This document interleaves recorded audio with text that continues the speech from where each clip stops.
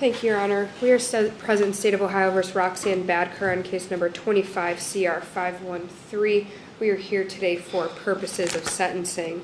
We were last here on June 6th when the defendant pled guilty to count 1, illegal use of a minor or impaired person in a nudity-oriented material or performance, a felony of the 5th degree, and count 3, disseminating matter harmful to juveniles, a felony of the 5th degree as well. The court referred the defendant for a pre-sentence report and psychological evaluation. All right, before we proceed with the sentencing hearing, I am required to advise Ms. Badker of what her obligations and duties will be to register as a sex offender upon any release from any incarceration. So I'm going to do that at this time. So Ms. Badker, I'm required to read to you this form here, which you're going to get a copy of, so I'm not expecting you to memorize what I'm telling you, but it's going to outline for you all your requirements. When I'm completed reading it to you, I will ask you to sign the document. Your signature is simply acknowledging that I read it to you and you understand it. It doesn't mean you agree with it necessarily, but it's just that you acknowledge I read it to you and you understand it. All right, so if you have any questions, make sure you ask at that time. Before I get into that, I want to verify some information. Middle initials M? Yes, sir. What does that stand for? May. M-A-Y? M-A-E. M-A-E, okay, I'm sorry.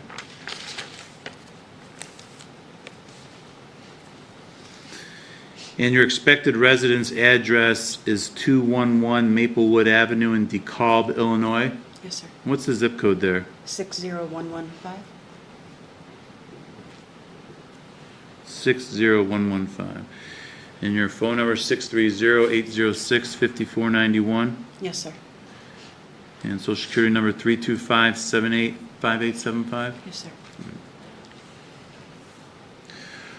All right, I will begin at this time. You have pled guilty to a sexually oriented offense as defined in Revised Code Section 2950-01, and you are hereby classified as a Tier 1 sex offender. You will be required to register in person with the sheriff of the county in which you establish residency within 3 days of coming into that county, or if you are temporarily domiciled for more than 3 days. You're also required to register in person with the sheriff of the county in which you establish a place of education, if that's applicable, immediately upon coming into that county. If you establish a place of education in another state, but maintain a residence or temporary domicile in your home state, you will be required to register in person with the sheriff or other appropriate official in that other state immediately upon coming into that state. You're also required to register in person with the sheriff of the county in which you establish a place of employment if you've been employed for more than 3 days or for an aggregate or overall total of 14 days in any calendar year. If you establish a place of employment in another state but maintain your residence or temporary domicile in your home state, you will be required also to register in person with the sheriff or other appropriate official in that other state if you've been employed for more than 3 days or for an overall aggregate total of 14 days in a calendar year. Employment does include volunteer services. Now, you are required to provide to the sheriff any temporary lodging information, which includes address and length of stay if your absence will be for 7 days or more. After the date of your initial registration, you will be required to periodically verify your residence address, place of employment, and/or place of education in person at the county sheriff's office no earlier than 10 days prior to your verification date. If you change residence address, place of employment, or place of education, if any that's applicable, you shall provide written notice of that change to the sheriff with whom you most recently registered and to the sheriff in the county in which you intend to reside or establish a place of employment and or place of education at least 20 days prior to any change and no later than 3 days after change of employment. If the residence address changes not to a fixed address, you shall include a detailed description of the place or places you intend to stay, and no later than the end of the first business day immediately following the day you obtain a fixed address, you must register with the sheriff that fixed address. You are further advised in accordance with federal law that you must report any international travel to your registering authority no less than 21 days prior to travel. Failure to do so may subject you to criminal prosecution. You shall provide written notice within 3 days of any change in vehicle information, email addresses, internet identifiers, or telephone numbers registered to you or used by you to the sheriff with whom most have recently registered. Now, since you will be a Tier 1 offender, you will be required to comply with all the above described requirements for a period of 15 years with in-person verification annually, meaning once a year.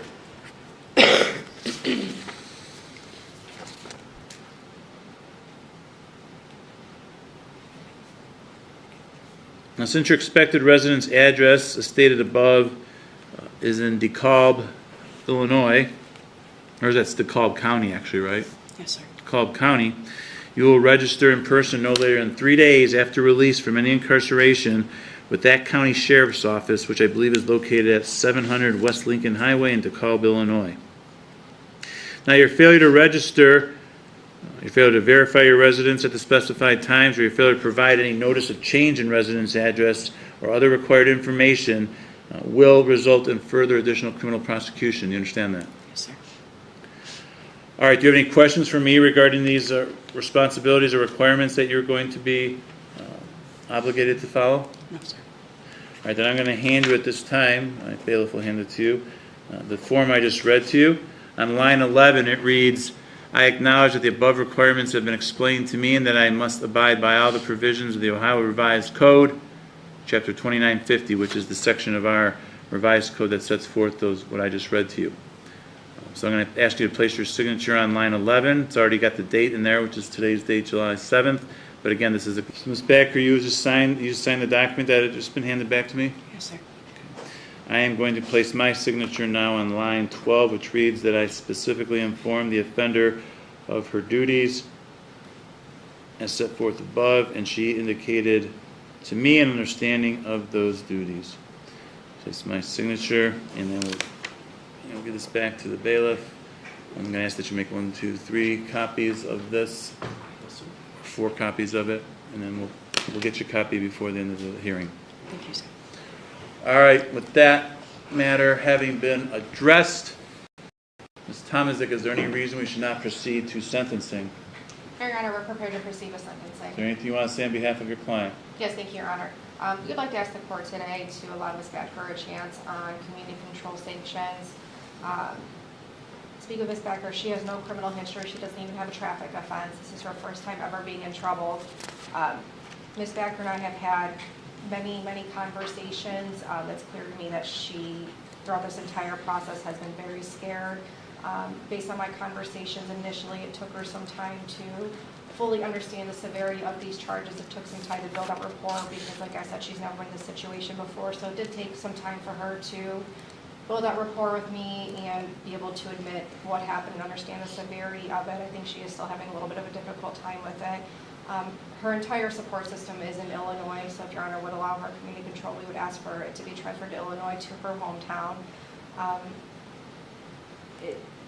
In speaking with Ms. Backer, every time I've seen her or talked to her in the jail, she's been very, very upset. I think she has a much better understanding now of how severe her consequences can actually be.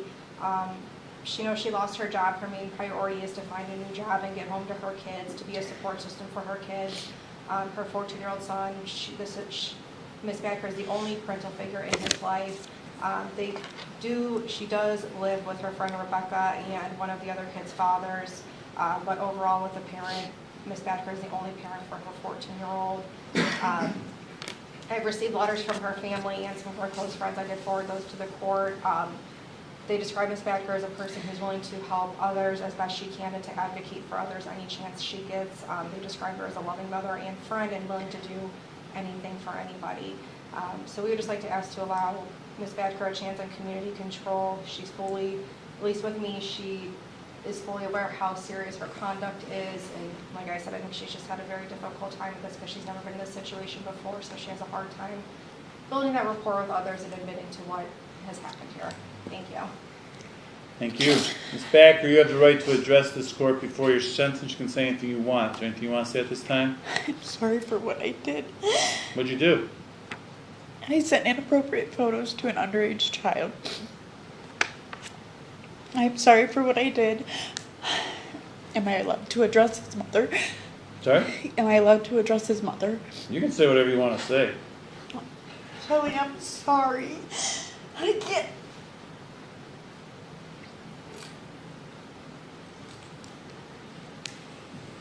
can't take back anything. I apologize for the things that I did. All I can do is be a better person. I'm sorry. I know that doesn't change anything, but I apologize to you, and I'm not mad at you for what you did. I'm sorry. I would like to go home to my children. You hold my life in your hands. I'm petrified. I don't want to go to prison. I've never been in trouble. I will do whatever you ask me to do. You want me to do backflips in my backyard? I will do that. I don't care. Whatever you ask me to do, Mr. Claude, I will do. Just give me a chance, please.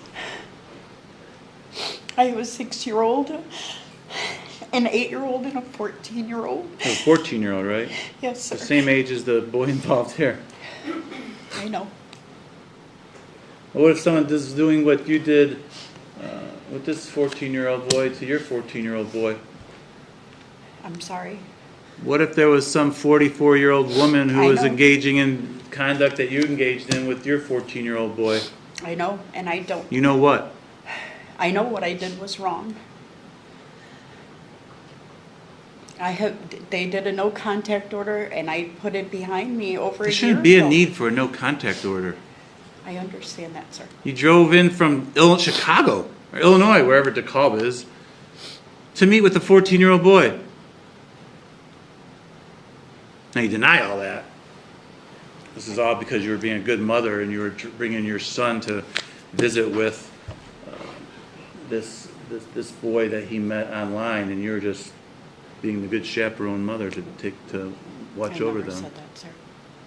You didn't admit that the reason you came into town was so that your son could. My son was friends with him. And that's the reason you came into town. Well, whatever reason did I have? I had no intention. For you to maybe meet up with the 14-year-old boy? No. You didn't. I saw him, obviously, yes, sir. You weren't alone together with him? No, we were all together. You didn't walk into the woods with him? This is all on video. Okay. You can say whatever you want to say. 'Cause Okay. You haven't been forthright or honest or open I have. since at all with the probation department. So Okay. I'm not going to sit here and argue with you or debate with you. Is there anything else you'd like to say? No, sir. Ms. Tomasic, anything else? Nothing further, Your Honor. Thank you. Ms. Celesti for the state? Just one moment, Your Honor.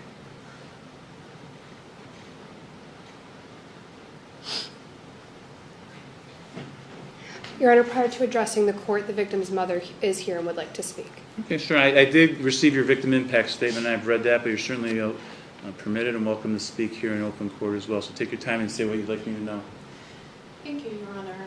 I just want to say that these past several months have been hell for my family. I see the defendant crying and saying, like, you know, how awful it is for her and how she just wants to go home. But it doesn't erase what my family has been through. It doesn't erase the mental impact on my son.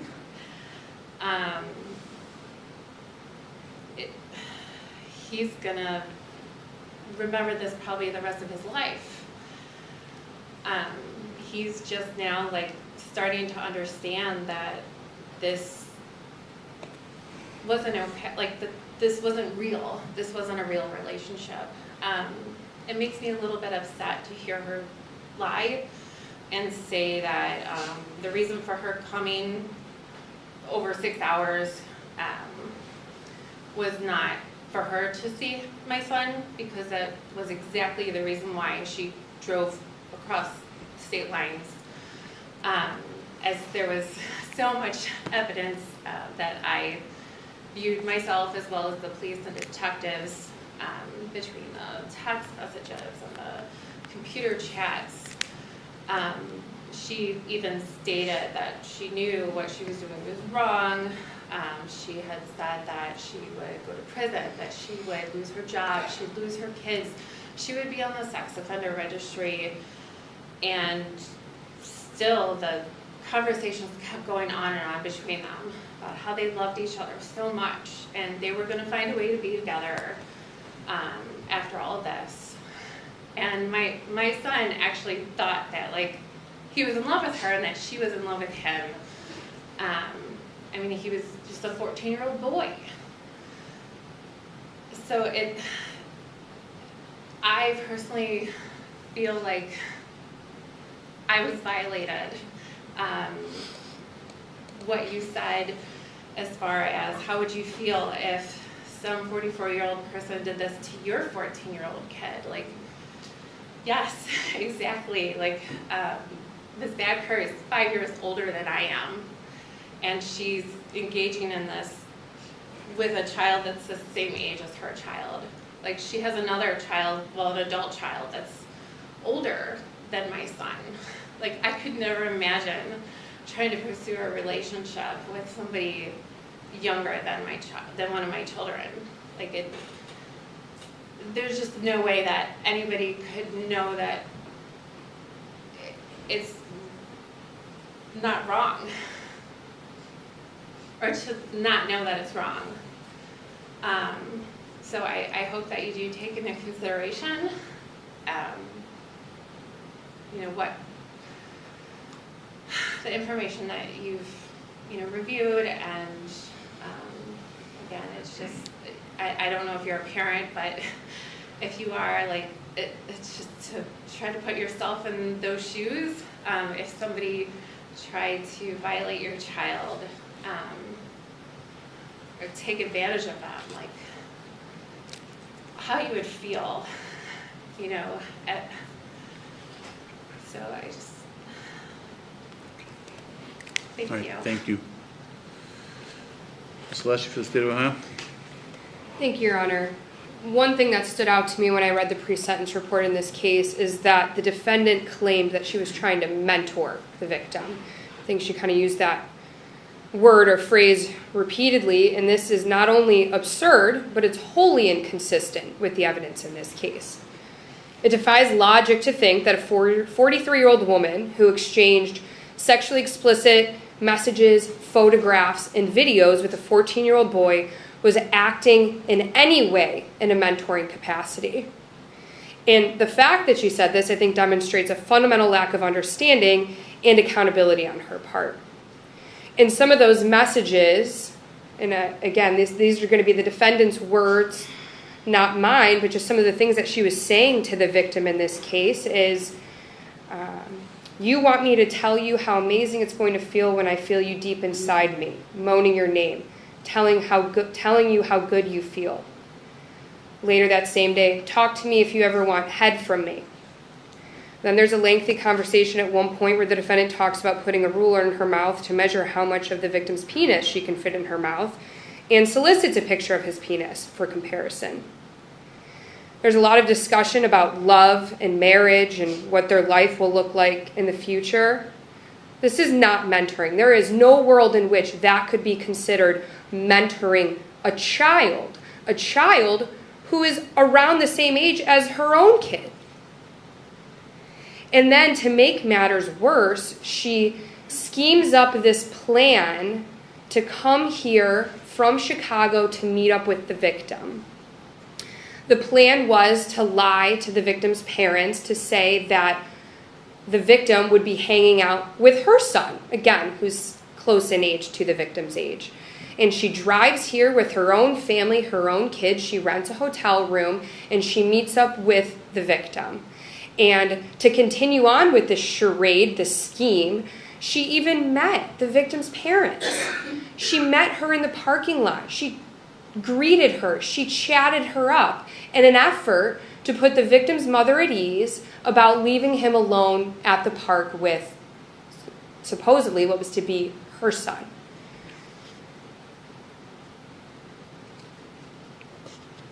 The defendant tried to say that in the pre-sentence report that this was a family thing. However, the surveillance video depicts a very different story. It's caught on video what exactly, where they go, who's where, when. And it's not even worth contesting that The victim and the defendant were alone in the woods for a period of time. And then you see him kiss on the surveillance video. And again, it just makes things worse that she had her own kids with her. In the messages exchanged between them, you even see conversation about plans to do this again in the future. Now, luckily, this was reported to the police and stopped before it could get to that point, but there was certainly plans to do that. And then, it's upsetting to hear the defendant in her pre-sentence report really not understand the severity or the gravity of this, because even in messages with the victim, she knew it was wrong. She talks about the legal age of consent in the state of Ohio. She talks about the repercussions or consequences if she got caught, that she could potentially go to jail or prison. But then she did continue to talk to him. Around the same time she's exchanging those messages, showing how she knows this is wrong, she's sending more messages. You want to fuck my tight pussy with your big cock. Touch me. Violate me. Under 292913B1B, because she's been or pled to a sex offense here, she's not entitled to the presumption of community control sanctions. In the pre-sentence report, she maintains that she doesn't require any form of treatment or counseling. And even today here in court, by not acknowledging what her plan was when she came here, what she did with the victim in the woods, I think demonstrates that she has no insight into the predatory nature of her conduct or even any remorse. So the state is recommending prison. Prison's appropriate here not only to protect the public from future crime, but also to punish the defendant. Thank you. Thank you. This court has reviewed and considered the pre-sentence report investigation, psychological evaluation. I received a victim impact statement. I've read and considered that. I received numerous letters in support of the defendant. I've read and considered all of those. I've also considered the facts and circumstances of the offenses involved and nature of these offenses. I've considered everything that's been said here today in court by the defendant herself, her lawyer, the prosecutor, the victim impact statement made here in court. All of this is considered in light of the purposes and principles of felony sentencing set forth in 2911 of the revised code.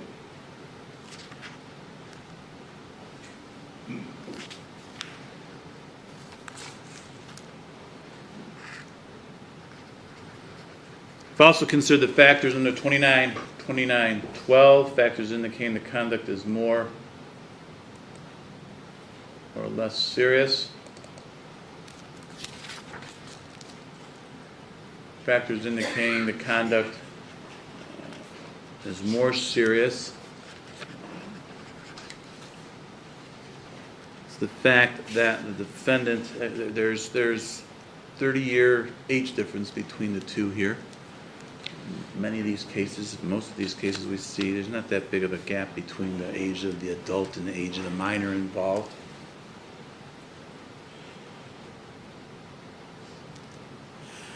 That you used your own children to facilitate this offense and used them as a charade when you came and visited.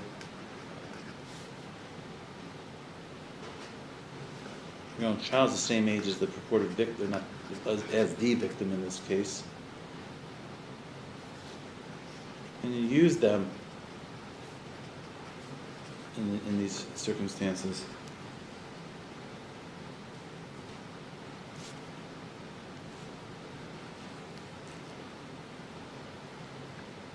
Nothing indicates it's less serious. As for recidivism factors, there's absolutely no genuine remorse. You don't acknowledge doing really anything wrong except for sending a picture of your boob, I think is what you said. As the prosecutor alluded to, I'm not going to get into it much more, but you claim to be a mentor to him. I don't know if you think we're idiots up here, but I was able to read all your text messages that you sent, the videos that they showed. Did you? What? Am I supposed to just be ignoring all that? No, sir. You are. Is that what you consider mentoring? Sending the messages that the prosecutor just related to us? Because those are all messages that you wrote. Yes, sir. And that's what your definition of mentoring is. Mentoring 14-year-old boy. You referred to this as a misunderstanding somewhere in one of the reports, I believe.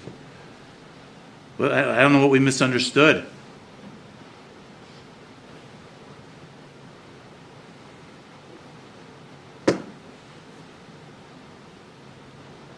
But there's absolutely no remorse, let alone genuine remorse.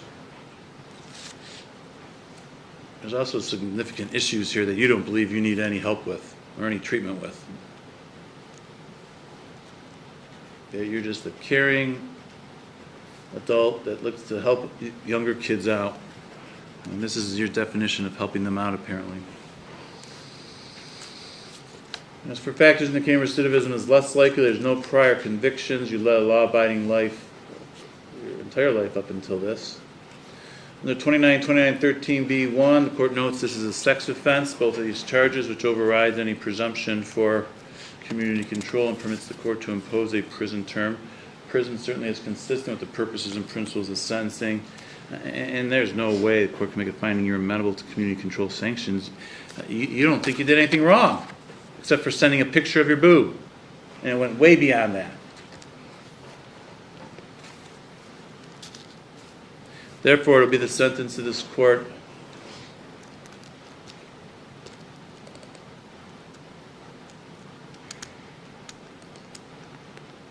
then on count 1 and count 3, defendant serve a term in prison on each count of 9 months. I'm going to run those terms consecutive to each other for an overall prison term of 18 months in prison.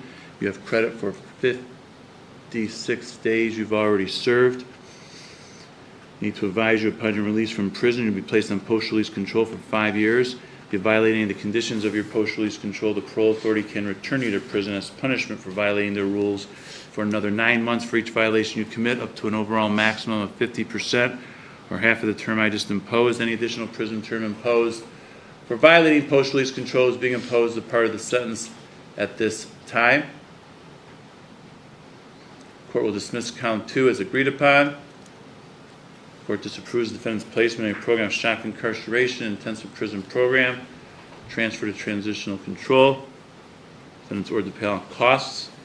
Court further finds that consecutive service is necessary to protect the public from future crime by the defendant and to punish the offender, that it's not disproportionate to the seriousness of your conduct and to the danger she poses to the public, and that these 2 offenses were committed as a part of 1 or more courses of conduct, and the harm caused by these 2 offenses was so great or unusual that no single prison term for either of the 2 charges committed as a part of the course of conduct adequately reflects the seriousness of the defendant's conduct. Mr. Leshy, is there anything else I've omitted or that I need to address? No, Your Honor. Thank you. Ms. Thomas, on behalf of the defendant? Nothing further, Your Honor. Thank you. All rise.